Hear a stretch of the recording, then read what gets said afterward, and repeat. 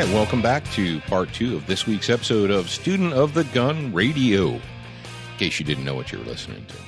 I am still your host, Paul Markle, and I will be until they kick me off the air. Are we on the air? I don't know. Are we considered to be on the air? Are we? Well, the file flies through the air to get to where it needs to go, so... That is true. You know, we could be in the air. In the air, on your iPod or your iPhone or your Google phone or your laptop. Throw your phone in the air. Okay, there we go. All right, enough silliness. Let's get into it. Let's get into Student of the Gun Radio. And this week's segment, or this particular segment of Student of the Gun Radio, is brought to you by Keltec Weapons of Cocoa, Florida, and Colt Firearms. Check out Colt at Colt.com and Keltec at KeltecWeapons.com. Wow, Jared, my brain hurt so much when I read this next story. I almost had to break out the duct tape to wrap around my skull to keep it from exploding, because the stupidity in this next story is so severe, it almost caused my brain to explode. Let's not make your brain explode. But yeah, I had to use the 100-mile-an-hour tape. This next story comes to us from sunnewsnetwork.ca. And the title of the story is Ohio Boy 10 Suspended for Finger Gun. That's right. It's happening again. More psychological terrorism committed upon your children by the public school system. But what makes it even better, what makes this story even juicier or more stupid than previously reported is this. This was the child's, his crime against humanity was this. A 10-year-old boy, Ohio boy, 10, was suspended from school for 3 days for pointing his fingers like a gun, or, as the school calls it, brandishing a, and this is in quotes, level 2 look-alike firearm. Take a moment to wrap your brain around that. What I think is that if his thumb wouldn't have been pointed in the air. Well, we don't know. We don't have an exact photo of what the kid's hand looked like at the moment in question. You mean a 10-year-old boy's arms don't have hair on them? Yeah. Nathan Entig, a grade 5 student. Grade 5? Is it like a fifth grader? A grade 5 student is like when I see grade 5, I think like grade A, grade D, grade B. You know, we can grade our students now by. It's a level 2 grade 5. Yeah, he's a level 2 grade 5 Alpha Bravo Charlie Tango Delta of Devonshire Alternative Elementary School, was disciplined for pointing at another kid's head and pretending to shoot, according to the Columbus Dispatch report. I was just playing around, said Nathan. People play around in my school. No, you don't, Nathan. Don't you know that the thought police are not going to allow you to create a level 2 look-alike firearm? Well, if we have different levels of look-alike firearms, what's a level 1? What's a level 3? Does it keep going up? Is one the worst or one the least? What is it? So when I was in school, in high school, I think, people would walk, if you were walking by a friend or whatever, they'd give you the double point, like, hey, what's up? Oh, like, hey, what's up, buddy? Yeah, point both your fingers at him. Yeah, would that be that could be look-alike firearm now, that could possibly be like an aggravated look-alike firearm, a level 2 aggravated firearm look-alike. Oh my Lord, folks, let's face it. First of all, if you're hearing this story and there's any thought in your mind about how this is possibly reasonable or how the reaction of the school is quite possibly reasonable, or if you're one of these, well, I can understand, it's the school, stop yourself. If you're about to say, I can understand it's the school's policy, you're a moron. I want you to shut your phone off right now, shut off whatever listening device you're using, and go listen to an NPR station so you can be a good little peasant slave. If you think 10-year-old children need to be expelled from school or suspended for 3 days because they pointed their finger in a quote level 2 as a quote level 2 lookalike firearm, you have no business listening to Student of the Gun Radio. Go somewhere else. You are a mind-numbed robot. You are a slave, and there is no help for you. And if you people still have your kids in public schools, if you are still sending your child to a public school, you don't understand, Paul, it's not that easy. It's not that easy. You couldn't just take... Why? It's just not that easy. No, it will require effort on your part. And you don't want to put in that effort. Who am I to? Well, my kids are homeschooled. Your kids can be homeschooled. This isn't 1957. You don't have to go out and buy, $300 set of Encyclopedia Britannica and a whole bunch of textbooks and chalkboards and all that. Do you have computers in your home? I bet you do. Do you know how to work the search engine on your computer? What, you do? You know how to work a search engine? Yeah, you can search for pictures of fluffy cats and funny memes. Search for homeschool. And I bet you'll find an academy, and there's more than one. There's dozens upon dozens of accredited homeschooling academies that you can go to. They have complete curriculums that you as a parent can go through. You can read the curriculum. You can inspect the curriculum. You can work with online proctors. You can work with actual teachers who mentor and who oversee the curriculums. You can do it. You can get your children out of these government, state-funded indoctrination centers. Here in Biloxi, they have a group that gets together at the church, I believe, of homeschooling parents and students that kind of basically like a what would you call that? Well, it's like a homeschooling, like a peer group or peer counseling, yeah, or what have you. You don't really go there to teach while you're there, I don't believe. I think it's more of like a gathering to meet other kids. Well, they do field trips. They organize field trips to the zoo and the libraries and not the libraries, but the zoo and the museums and things like that. They go to places like the Battleship Memorial Park in Mobile, the National World War II Museum in New Orleans, things like that. Educational field trip type things. Yeah, Dallin, my best friend, his wife was taking the kids to one of those things. I think it was last week, but it rained, and so they canceled it. But I think they're going to Mobile for some historical learning event. The fact is this. Here's the deal, folks. You want to know the deal? Because I'm here to give you the deal. I'm here to tell you the deal. Stop acting surprised when the public schools psychologically terrorize your children. That is their MO. That is what they do. This is not are you hip with me yet? Are you hip that this is not a one-time incident? Oh, well, this is just one incident. No, this is a pattern of behavior, and it's been going on and on and on and on. And stop acting surprised when it happens to you. Oh, that's right. It won't happen to my child. What do they call that in the police world? Denial. A clue. Yeah, a clue. When I read you these stories, when we relate these stories, that's a clue. And if you don't have a problem with it, that's cool too.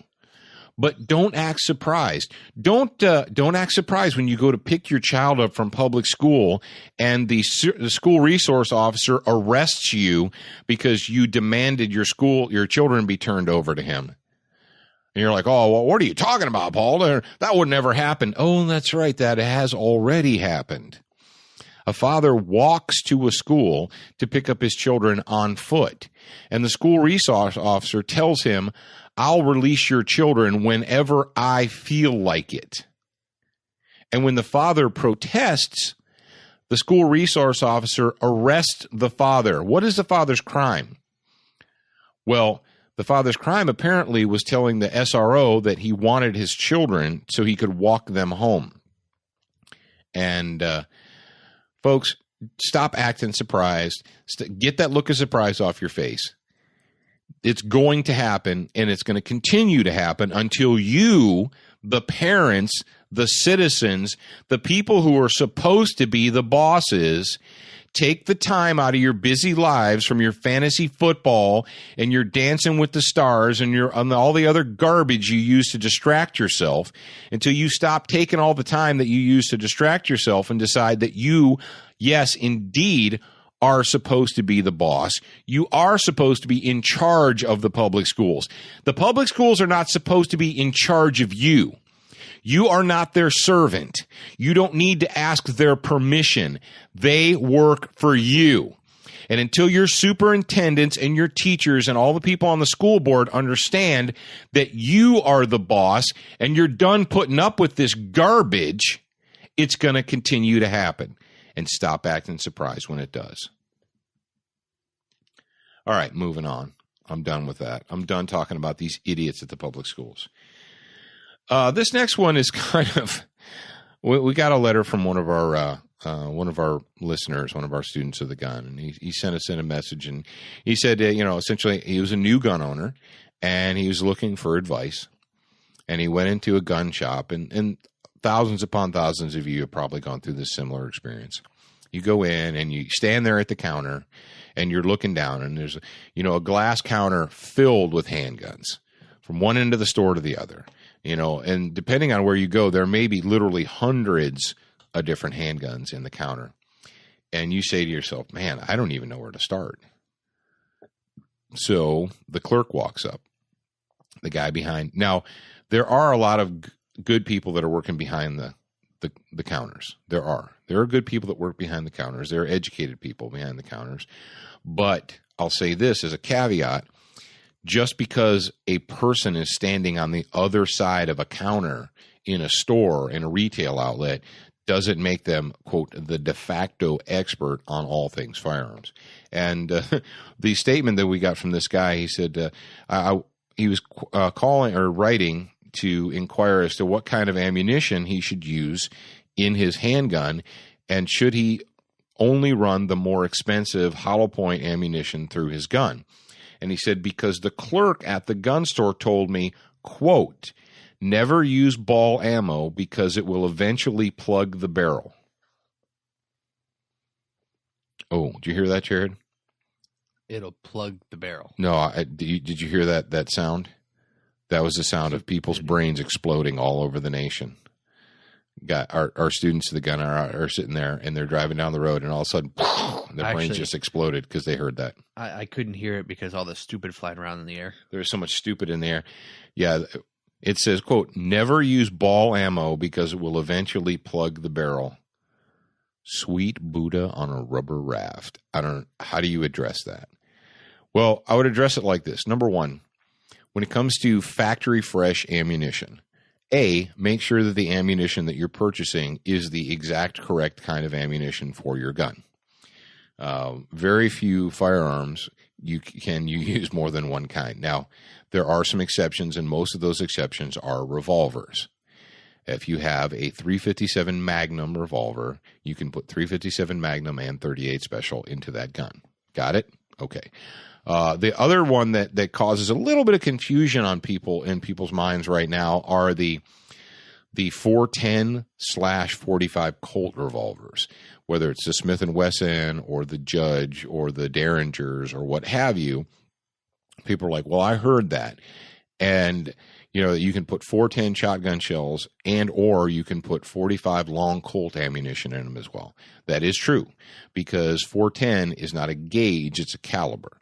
And you can, in a Taurus Judge or a Smith & Wesson Governor or one of the many Derringer-style handguns that are out there, there are many that you can run Colt ammo, or you can run 410 shotgun. I got that.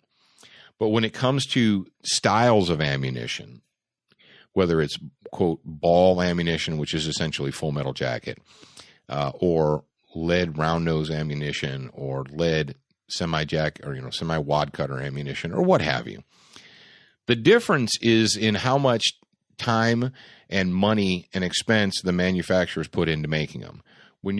If you're going to practice with ammunition, if you're going to just shoot cardboard or steel or paper, you do not need to shoot the paper with 250 rounds of Federal HydroShock. You can do that if you have an unlimited supply of money, but it's going to be an expensive proposition.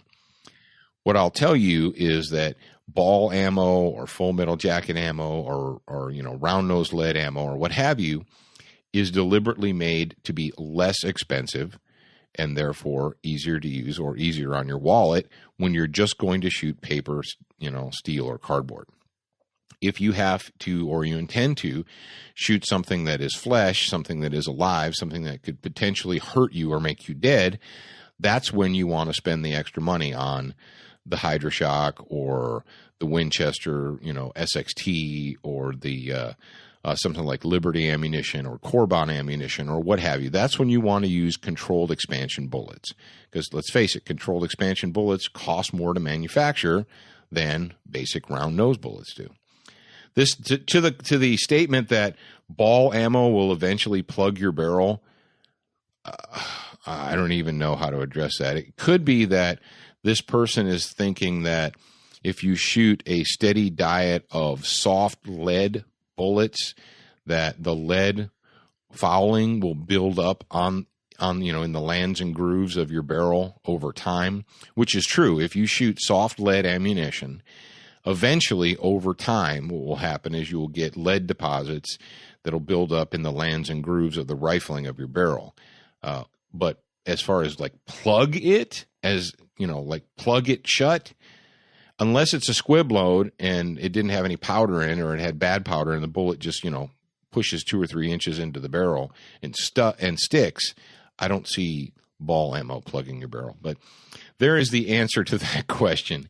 If you're going to practice, shoot the less expensive stuff, and when it's for real, load it up with the best quality ammunition that you can afford. Now, Jared, you want to talk about? Are we over there ready to talk about pepper spray? Yeah, let's talk about some pepper spray. Let me read this here real quick.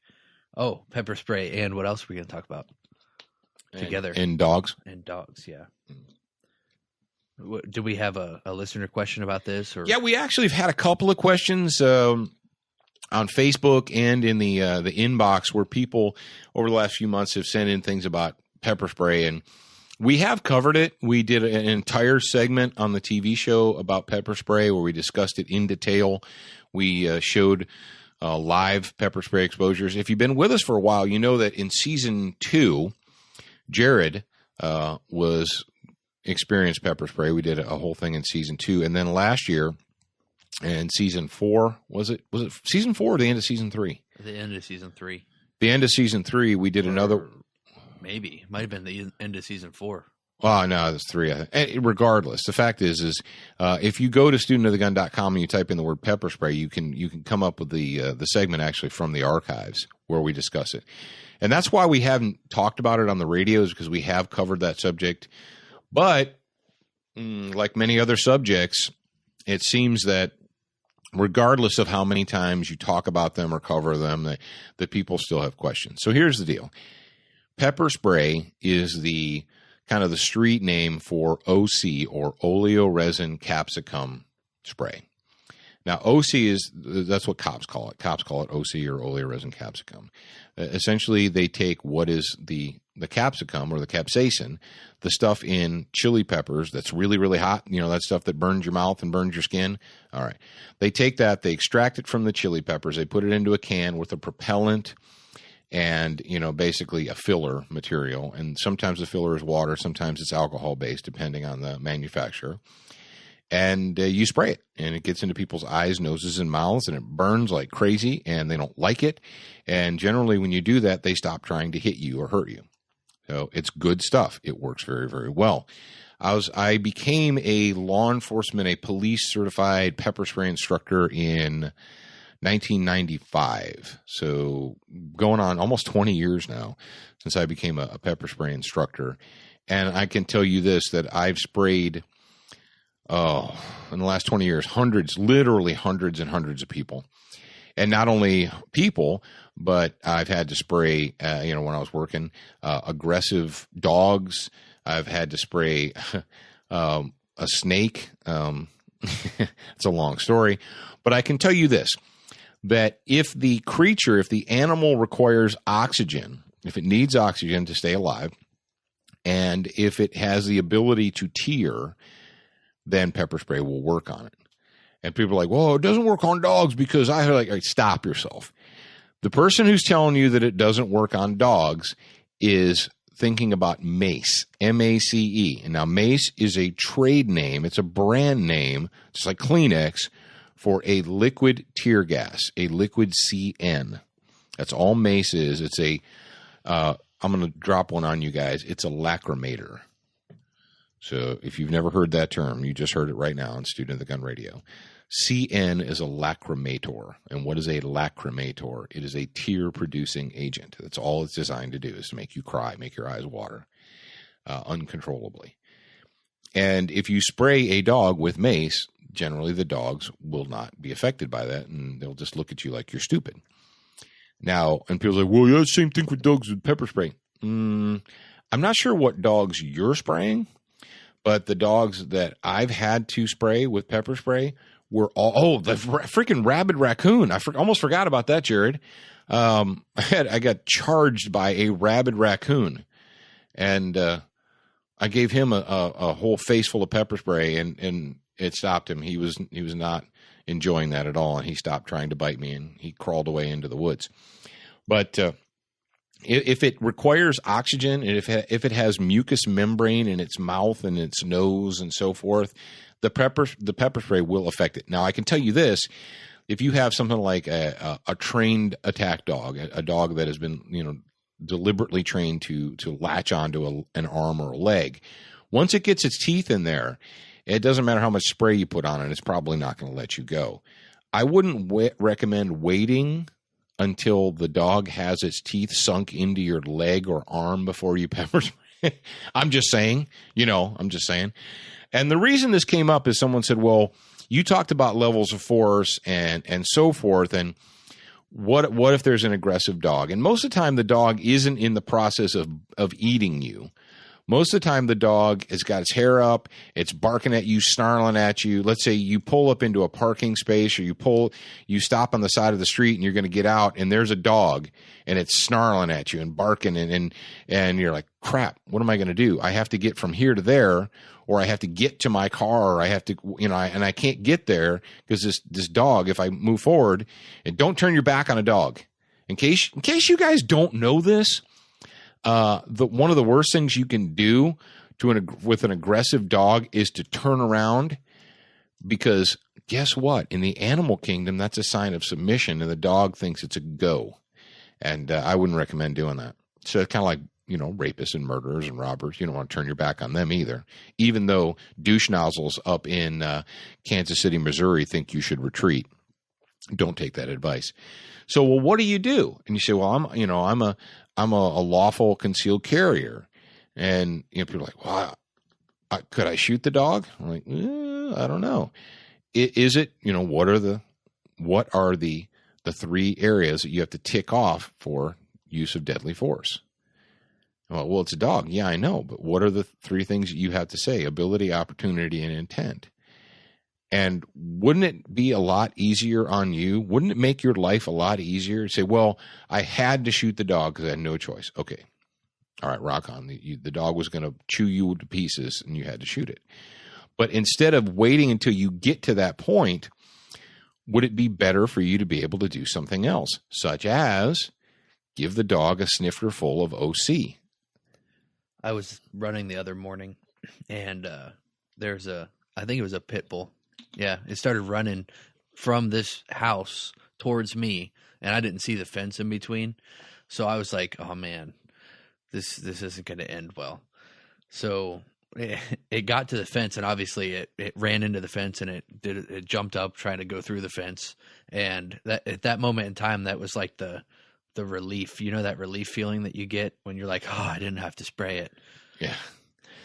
But if you here's the deal with OC, is it gonna scar the dog for life? No. The dog is, eventually it will evaporate, it will wear off, and it will be fine. I've sprayed, like I said, hundreds of humans, and even though they didn't like it at that point in time, and they were really annoyed and angry and disappointed and crying. And how did you feel, Jared? Did you enjoy that experience? I loved it. I would do it again. Really? No.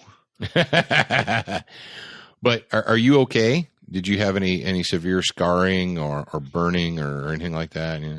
Nope. I don't have any third-degree burns. I didn't have to have any skin grafts. Nothing like that. Nothing. We did get some feedback, I think it was on YouTube, about that particular segment that we did on TV. Uh-huh. About, or actually it was about Dallin when he got sprayed. He said that he would rather be gassed 100 times than pepper spray one more time. And the guy's like, well, obviously he's never been gassed before. What a moron. Yeah.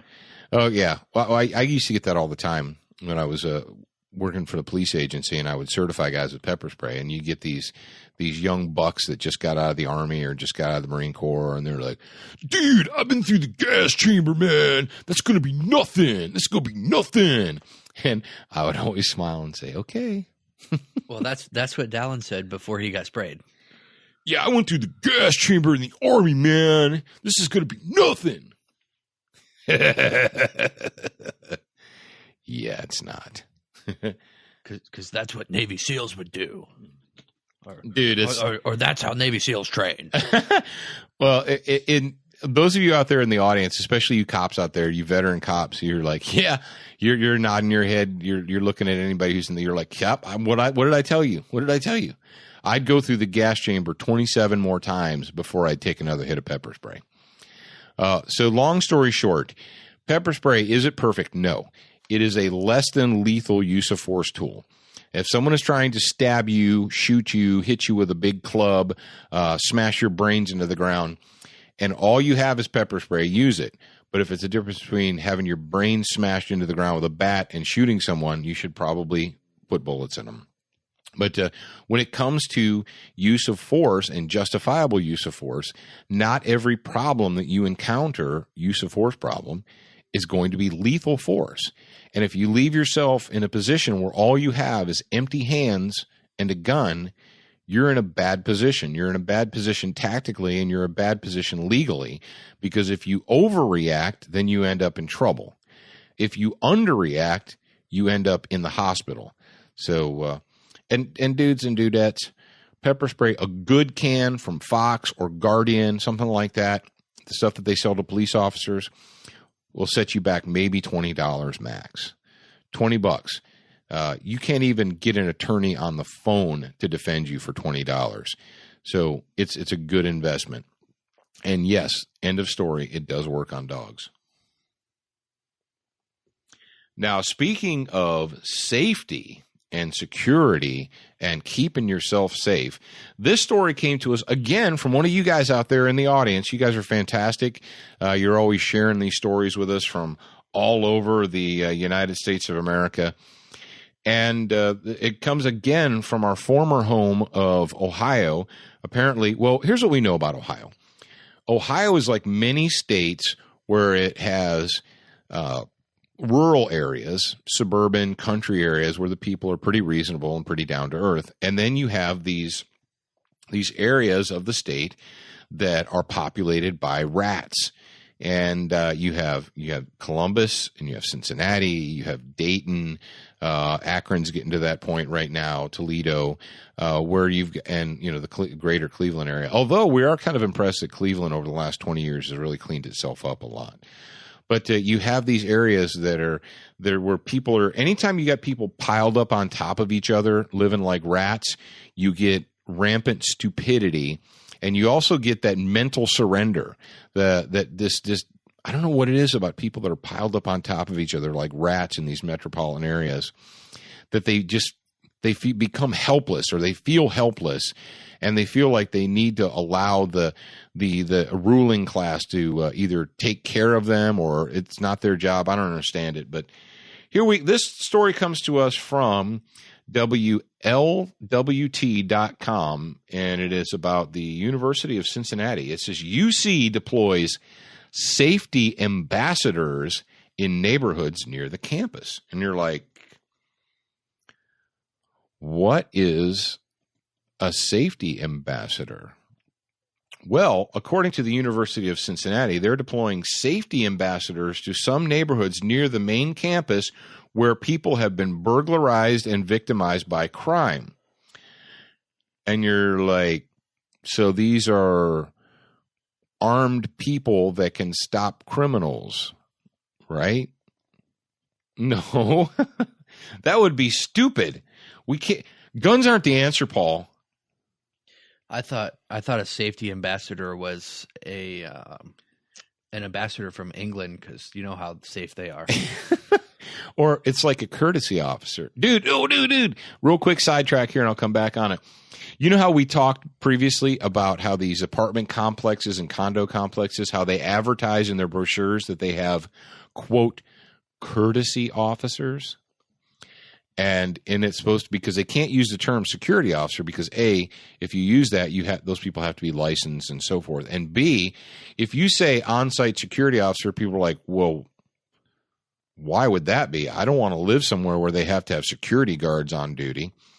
Well, I heard on the radio just the other day one of these apartment complexes, and they changed it. They ticked down the list of all the great things they have. They have a pool and a fitness center and a blah, blah, blah. And they said, on-site courtesy representative. Wow. Did your brain just explode a little bit? Yeah. So they have on-site courtesy representatives. Shouldn't the entire staff be courtesy representatives? What in the name of all that's holy is a freaking on-site courtesy representative? Well, you know what they do now, right? What? They have cops stay there.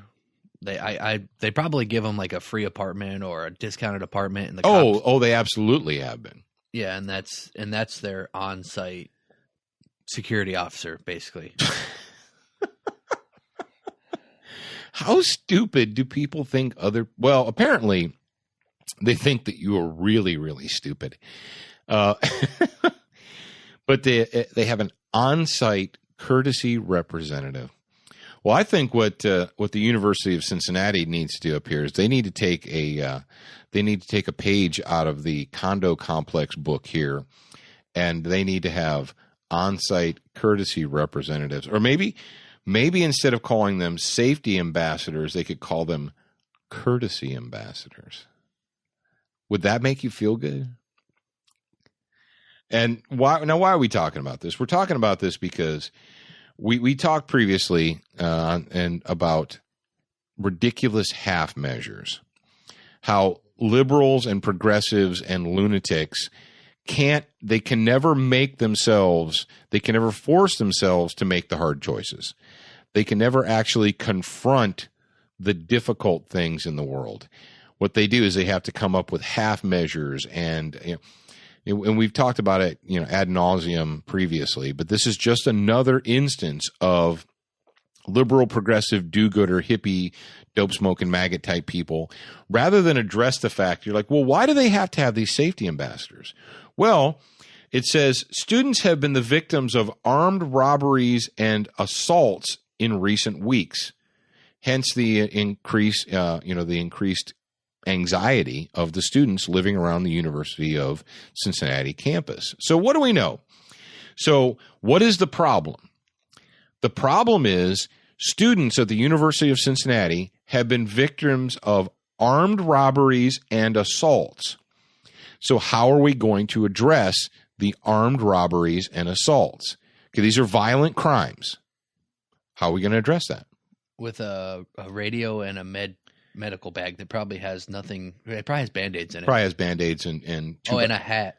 and 2x2 gauze strips and so forth. Yeah. So what we're going to do is we're going to send out, quote, safety ambassadors with red jackets and radios to do what? I'm looking at the picture of these people, and if you get your feelings hurt by being judged, you should man up, because people judge people. But I'm looking at this picture, and not one of those individuals looks like they would help at all. Well, they're not supposed to help. They're just supposed to see stuff. They're supposed to be another victim. Apparently, here's how vicious predators behave. This puts me in mind of what was going on in New Orleans after Hurricane Katrina, in the greater New Orleans area. What happened was the utility workers, the phone companies and electrical workers and all that, they, right as the moment they could, they started racing back into the greater New Orleans area to try and get the power back on. And what happened to them? Well, they were robbed. They were jacked. They encountered armed gangs of thugs who stole everything of value from them and left them for dead on the side of the highway. And do you know what the utility companies did when that started happening? They went and hired courtesy officers with radios to ask people. No, they didn't. They didn't hire courtesy officers with radios.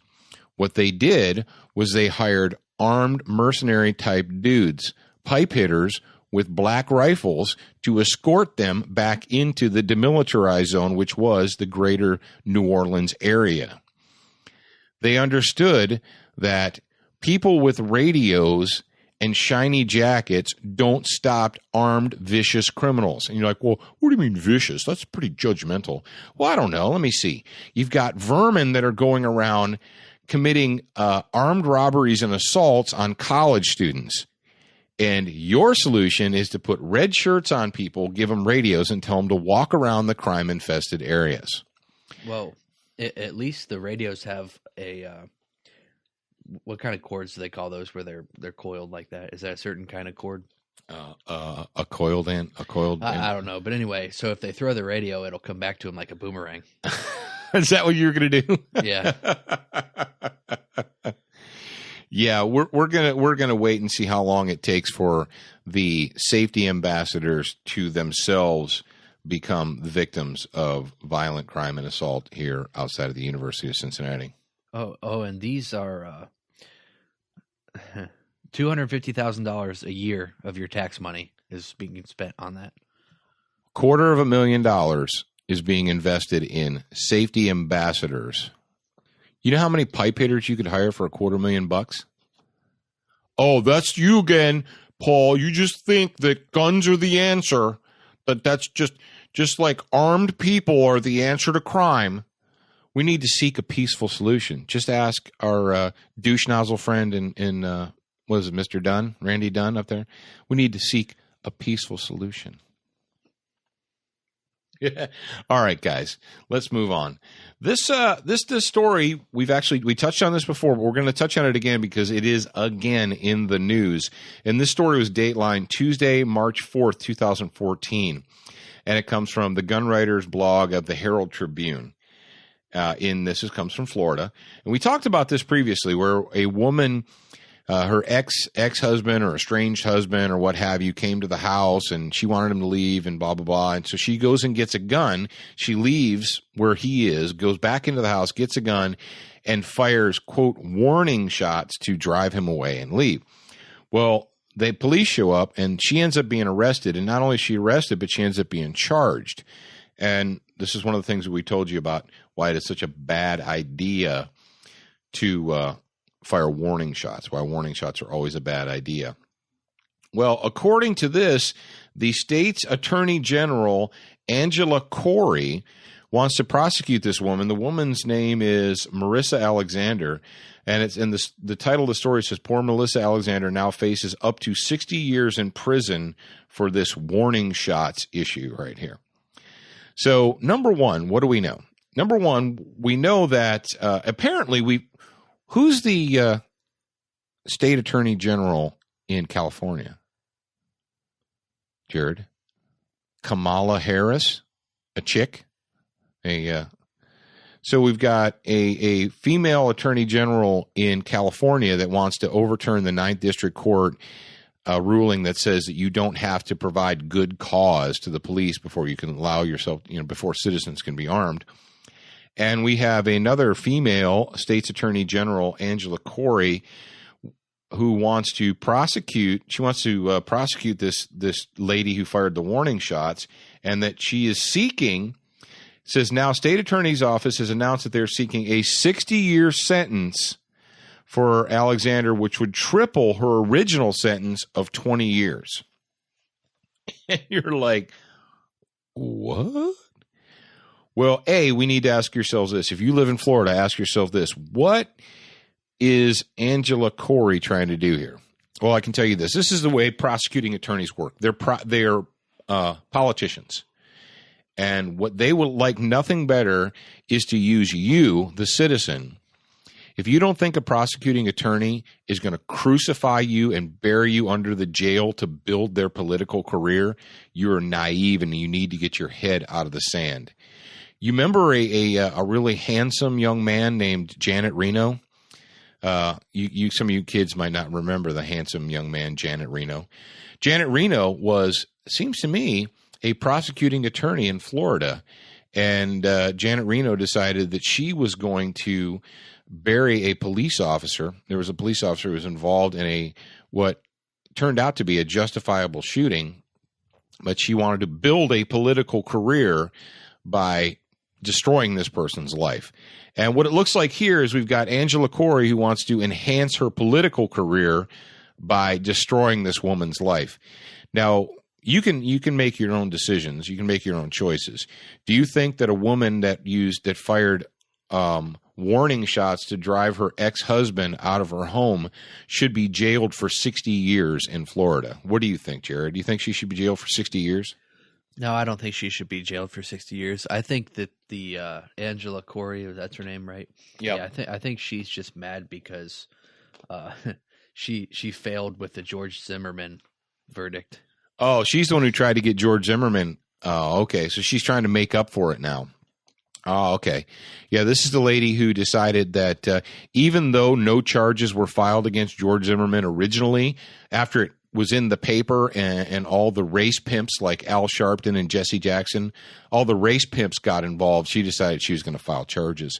It's a bunch of crap, folks, and don't tolerate it. Don't put up with it.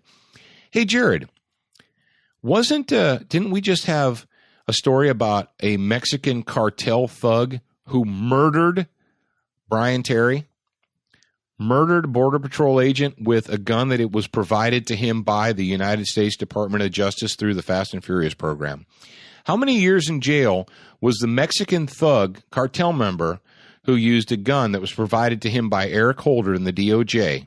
How many years did he get in jail? He got half of what Marissa could get. So 30 years. He got 30 years for murdering a Border Patrol agent. And in Florida, we got a state's attorney general wants to put a woman who fired warning shots to drive away her ex-husband, her estranged ex-husband, or what have you, and they want to put her in jail for 60 years. Do you think that stinks? Do you smell that stench coming out of Florida? I can smell it from here. I can smell a stench of political correctness. I can smell the stench of someone who's trying to save their political career by burying somebody, by ruining a person's life for their political career. That's what I smell, Angela. Well, these warning shots, they went into a person's body and killed them, right? No. Oh, no. Well, then what? I mean, no, she hasn't been charged with murder. So what's the? Well, here's the deal. Bottom line, folks, and we've told you this for a long, long time. If you need to use a firearm to defend your life, justifiably, no kidding, intent, ability, all that stuff, opportunity, ability, intent, all that stuff. Tick, tick, tick. I ticked off the boxes. That humanoid individual is presenting a deadly force threat to me. The best place for your projectiles to go is into the threat. Because if they go anywhere else, they're nothing but liability. If you shoot them into the floor, into the ceiling, into the air, what have you, what you're doing is you're behaving in a negligent fashion. The only time sometimes you miss. It happens, right? But if you deliberately fire rounds into the air, into the floor, into the walls, or what have you, deliberately doing that, those are negligent rounds that are just they're flying through the air looking to get you in trouble.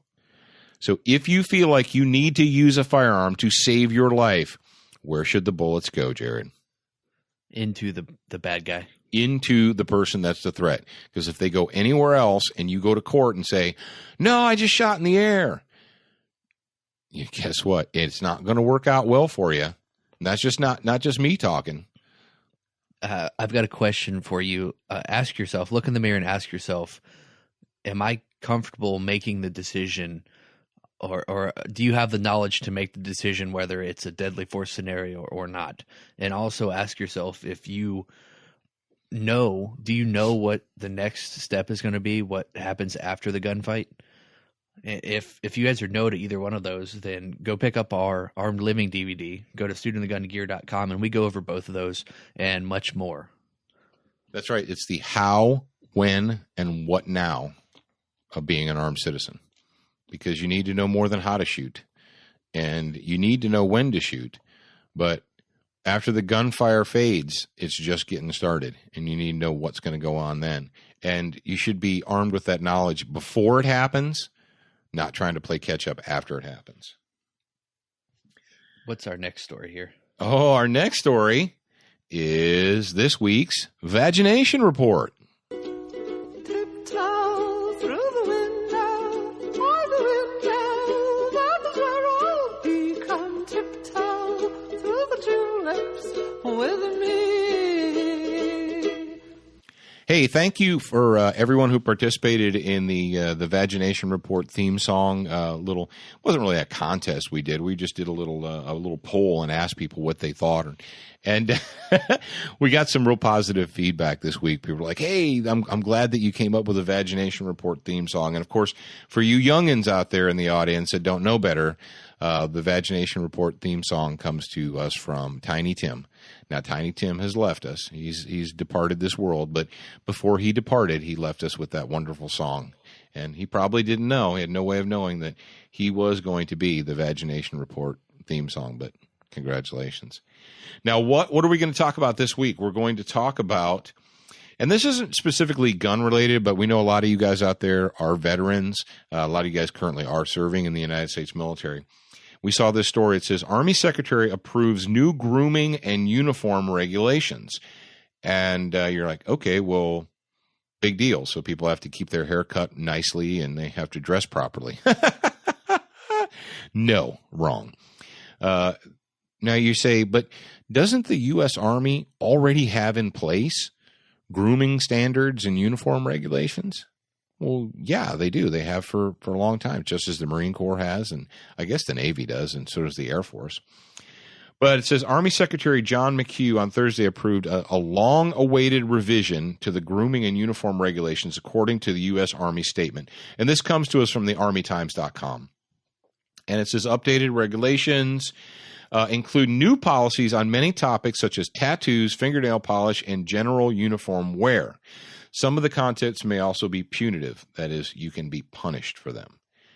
Now, here's the thing that this is really what got us. I mean, aside from the fact that the U.S. Army has gone almost right now, folks, here's what you need to know.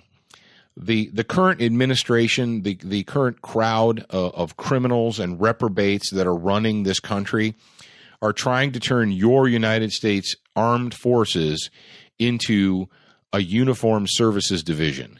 They're trying to turn them into a bunch of armed postal clerks, a bunch of civil servants. They're trying to gut out the military. Anybody who's a free thinker, who's a constitutionalist, who's an independent-minded individual, who's strong, who has discipline, who loves their country, those people need to be gone. What they want to replace them with is a bunch of civil servants that are just there to collect a paycheck and will say, yes, sir, no, sir, I'll do whatever you tell me to, regardless of the rules of land warfare. That is who they're encouraging to stay in the military today. I've been there. I've done that. I'm inside. If you know anybody who's been in the United States military, who currently serves in the Army, the Marine Corps, the Navy, ask them honestly what's going on in the military. And I'll tell you what's going on. They're trying to gut the military and get everybody who's a hard charging devil dog, that's what you should call a Marine, but anybody who's hard charging, anybody who's a true patriot, anyone who's there because they want to be a warrior, those people are gone. They need to be gone. And how are we going to get rid of them? Well, here's another way we're going to get rid of them. They have banned, the current rules are going to ban tattoos below the elbows and below the knees. But not only that, not only going to ban, but they're going to ban any tattoos that have been deemed to be, quote, indecent, sexist, racist, or extremist. And that any soldier who has one of those will have to pay out of their own pocket to have that tattoo erased or removed. Now, that is the thing we need to talk about right there. That verbiage right there. And you say, well, doesn't the Army have the authority to, they can do what they want. They can tell people they can't have tattoos. You're right, they can. They can tell people they can't have tattoos. But it's become discretionary. It doesn't say any tattoo at all. It says any tattoo that is indecent, sexist, racist, or extremist.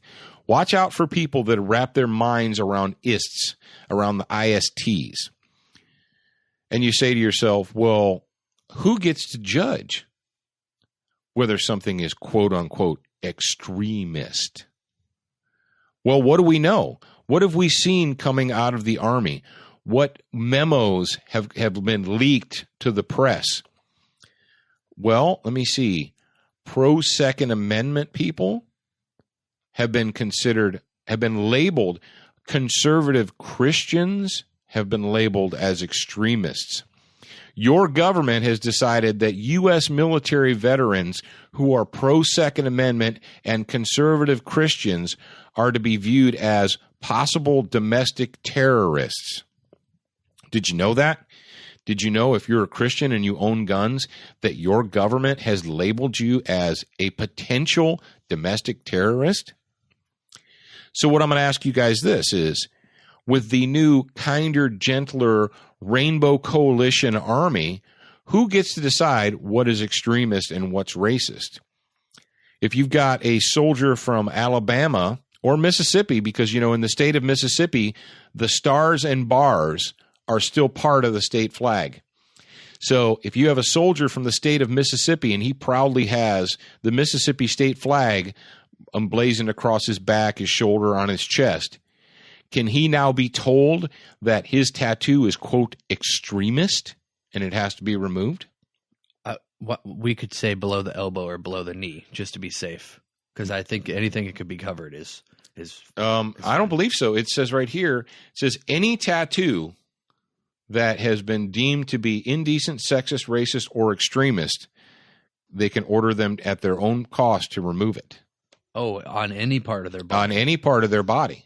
Wow. So if you've got the Gadsden flag on your bicep, you got and it says this too I shall defend, or what have you, is the Gadsden flag now, don't tread on me for those of you who aren't hip to Gadsden flags, is that now, quote, extremist?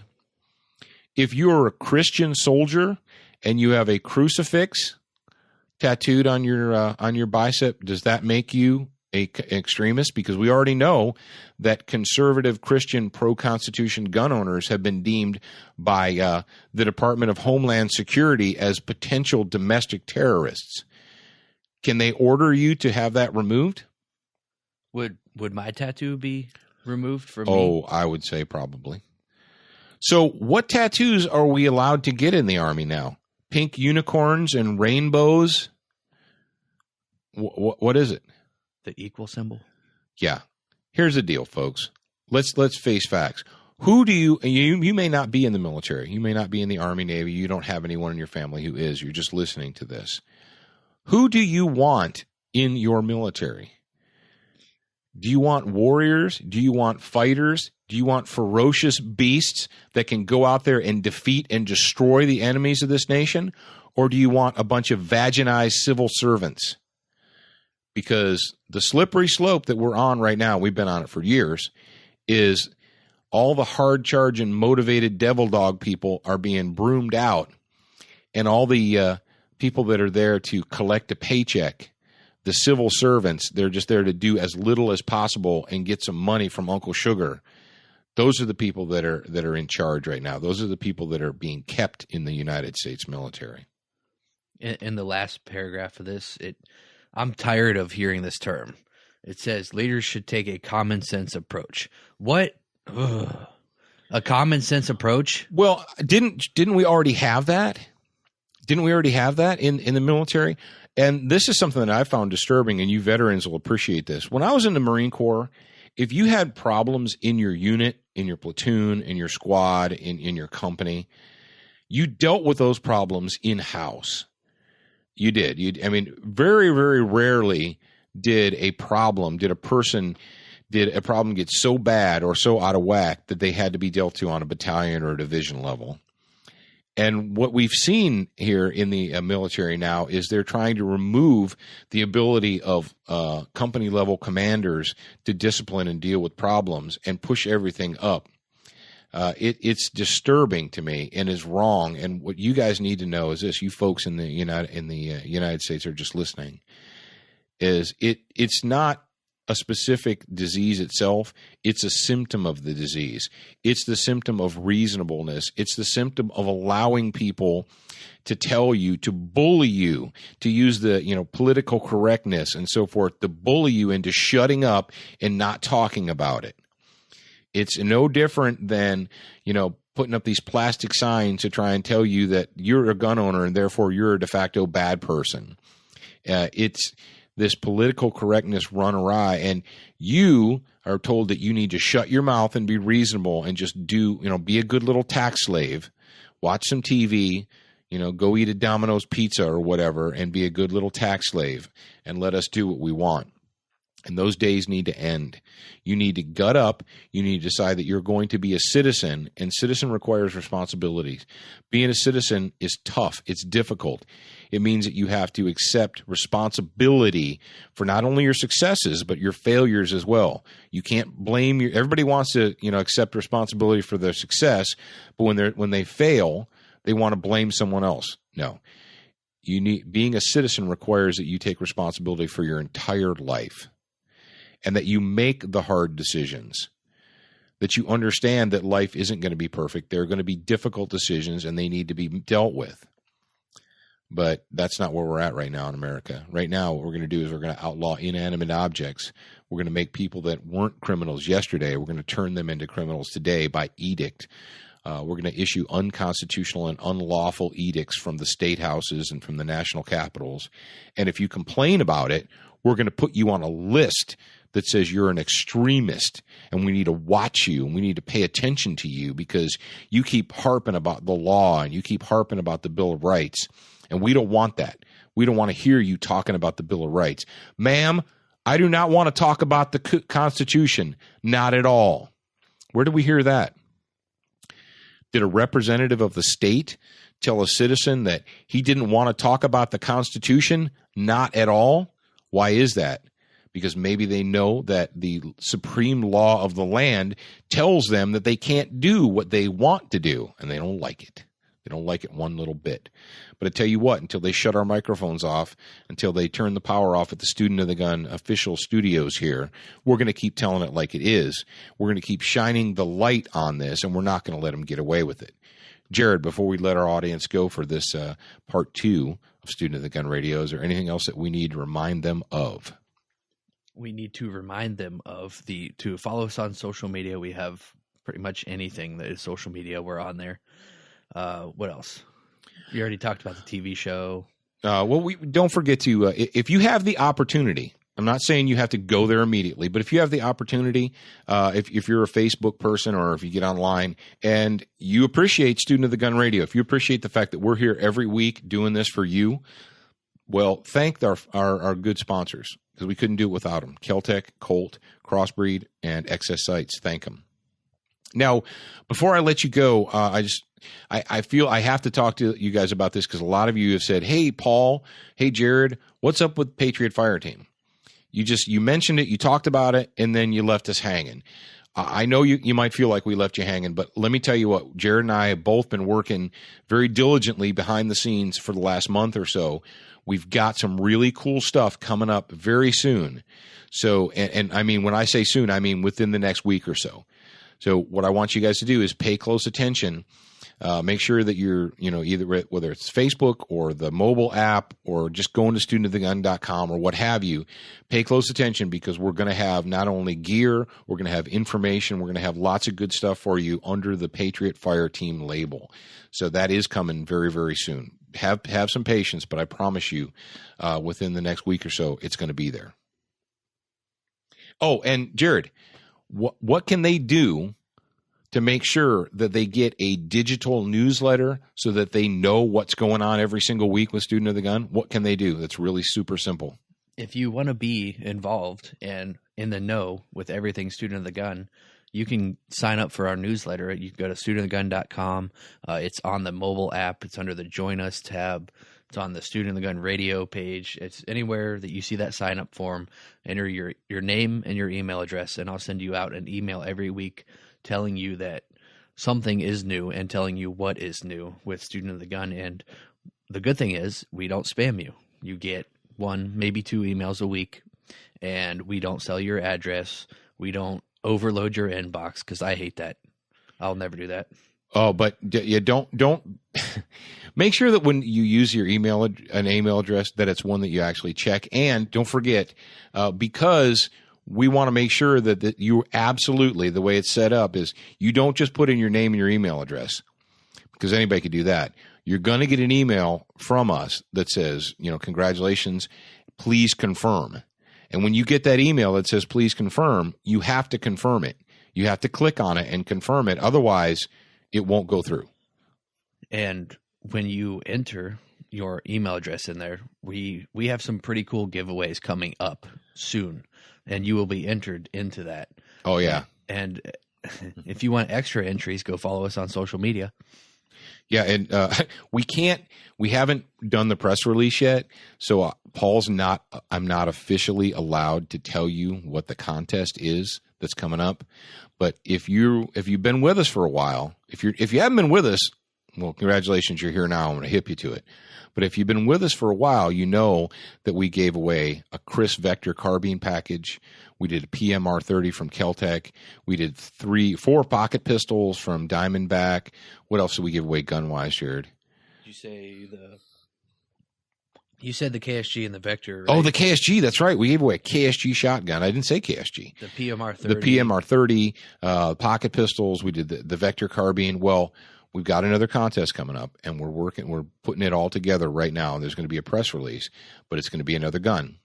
And not only is it going to be we did the Chiappa. Don't forget about our buddies at Chiappa. We gave away one of the M422s with ammo. Oh, that's right. That's right. So we've got that coming up. It's going to be another firearm. There's going to be ammunition, and there's going to be a bunch of goodies with it. So believe you me, you want to be part of Student of the Gun. You want to sign up. It'll be worth it just for the ammo. Yeah, no kidding.